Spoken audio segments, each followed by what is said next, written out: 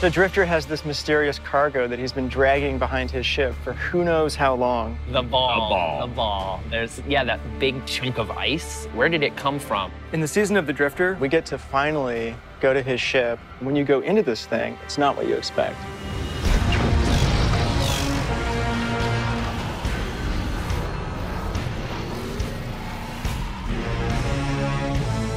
The Drifter has got some of the coolest lore in the game, and this entire release is focused on Drifter.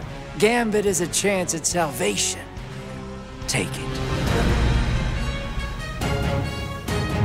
So in Season 6, we've got something for everybody, whether you're a D2 owner, a Forsaken owner, or an annual pass owner. We've got new gear to chase, new weapons to chase. We've got exotic quests. We've got clan rings. We've got lore. Every week, there's something different for you to do. Players want to play with their friends right now. They don't want to play 10 hours of something else just to be able to go play Season of the Drifter. So we came up with Power Surge bounties to get you up to 640 power within the first hour to 2 of your gameplay experience.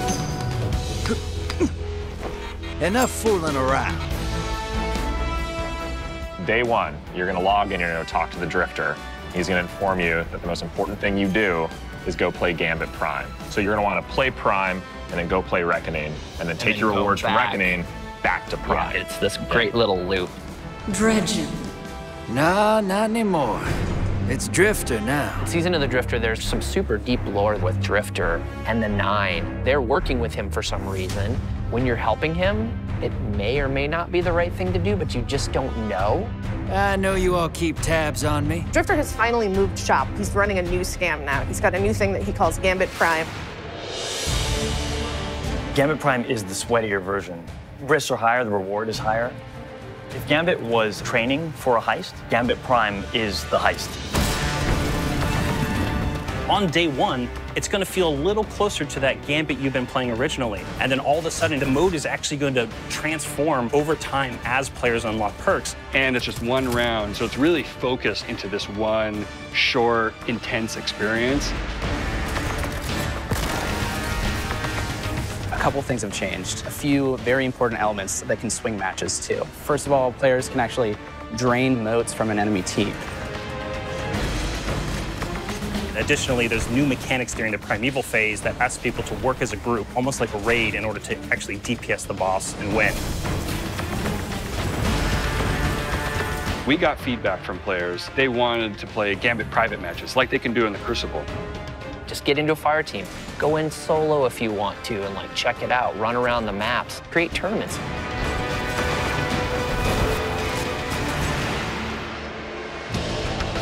In the original Gambit, we had these 4 soft roles. The goal was with Gambit Prime, we wanted to really emphasize these roles and what can we do to make people feel like they are picking and playing a specific role. So we built brand new armor sets that allow you to basically lean into the roles that we built for the activity. Calling the Reaper, a person who kills as many combatants as possible. The Collector, the person who collects as many motes as possible to send blockers. The Sentry, the person who's focused on defeating the Taken and helps you kill the Primeval. And then, of course, the classic Invader, who's going to wreak havoc on the other team as many times as possible. We don't actually know how people are going to play different roles, but it's going to be interesting to see how they concoct their teams and go in and play. Yeah. We actually have 2 new maps coming in the release. The Mars map is first week. Yeah. Titan is the second week.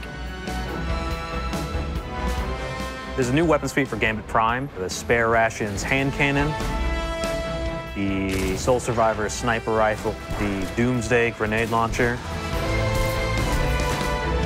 We're really excited about these weapons because not only do they play really, really well, but they look amazing. They look like they were designed by this space biker rebel guy who's seen some serious shit. It's a big improvement over Black Armory. Annual Pass owners, day one, you will have full access to being able to play. As soon as you finish your first Gambit Prime match, Reckoning is going to open up. You're teleported into the Plains of the Nine, which is this huge, like, vast space.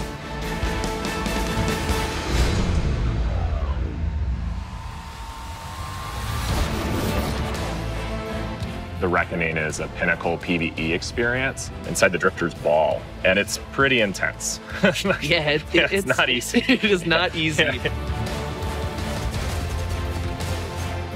When you first get dropped into Reckoning, it's complete chaos. You don't know what's going on. You're gonna have to move fast. You're gonna have to kill fast. High octane, back against the wall, enemies spawning.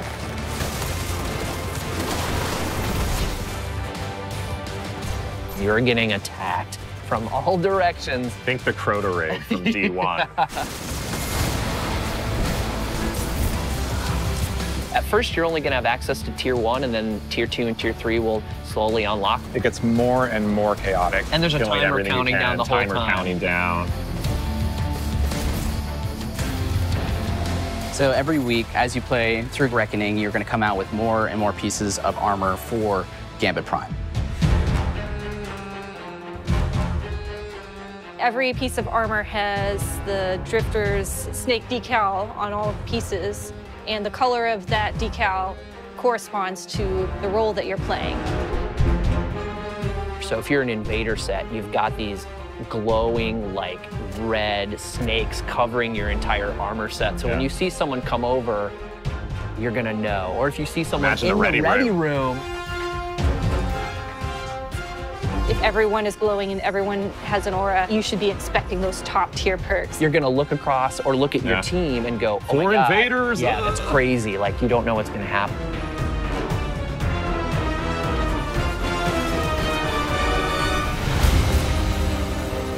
We're really excited for all the content we've got coming out, not just annual pass content. The new Crucible pinnacle weapon, the new Vanguard pinnacle weapon, a new spring event coming, which we've never had before, the Revelry. Yeah, week 2, you're gonna start your journey to Thorn. I cannot wait to complain about people with Thorn as I'm holding Thorn. Season of the Drifter is really the first time we're coming out really understanding how we want to structure a season of content. Leaning into shape Destiny more in line with what our core community wants.